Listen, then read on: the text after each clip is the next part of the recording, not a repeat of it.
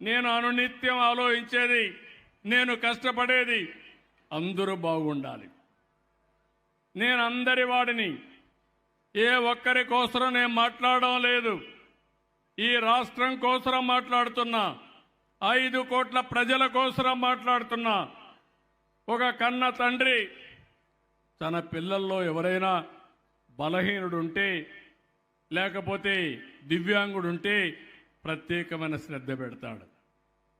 అదే సందర్భంలో నేను కూడా ఆలోచించేది ఒకటే, అందరికీ న్యాయం జరగాలి, బడుగు బలహీన వర్గాలకు అండగా ఉండాలి, వాళ్ళని కూడా సమాజంలో పైకి తీసుకురావాలి. అందరితో సమానంగా సమాన అవకాశాలు వారికి కూడా వచ్చే విధంగా చేయగలిగితే అదే నిజమైన ప్రజాస్వామ్యం, అదే నిజమైన ప్రజాసేవను కూడా మీకు తెలియజేస్తున్నా. అందుకే ఆ ఆలోచనలో పుట్టిన ఆలోచనే ఈరోజు మార్గదర్శి బంగారు కుటుంబం.